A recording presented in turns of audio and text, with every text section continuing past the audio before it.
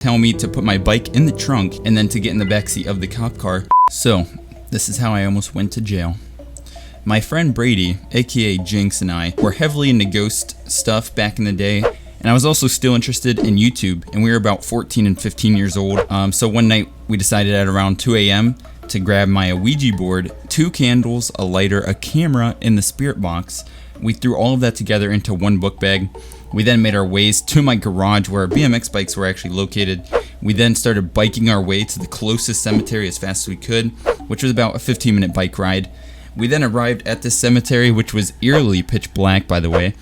We decided to pull out the spirit box and start walking the property looking for any ghost evidence that we could get. After hearing mostly static, besides a few eerie voices here and there, we decided to light the candles up and get the Ouija board out, which we then placed right in front of us. We began the opening ritual saying, "As friends we gather, hearts are true, spirits near, we call to you." We then began asking questions like, "Is anyone out there? What's your name?"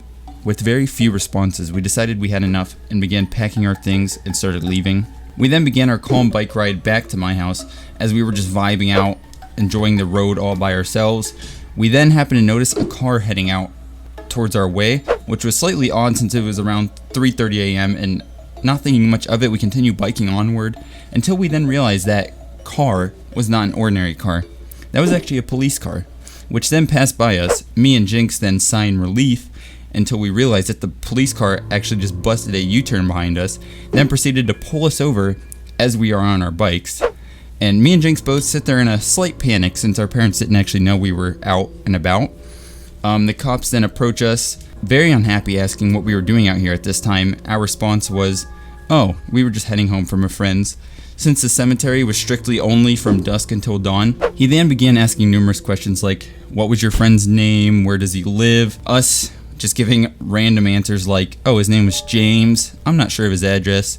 He then noticed I was wearing the backpack and proceeded to search through it, being concerned that I had a lighter in it. And he then asked if we had any drugs or anything like that. Us then obviously showing him the candle we lit. So after he got all of our personal information, he decided to call for a secondary officer because he had zero intentions of actually letting us continue on our journey. He then asked us to call our parents or a guardian so he could confirm the story of us actually being at the friend's house.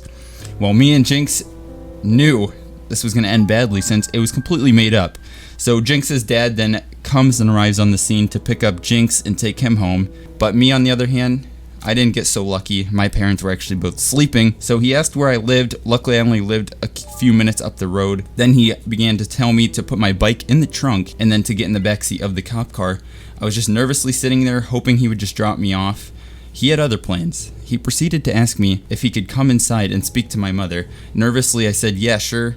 I just have to wake her up first." So then I quickly proceeded to my mom's room and told her the cop was there and wanted to speak with her. And then I summarized in a really quick manner every detail that had just happened, telling her to please go along with the friend's house story, which in the end she pulled through and said I was just staying at this friend's house. So he then thanked her and proceeded to leave. Then I went right to sleep like nothing ever happened. And that is the story how I almost went to jail.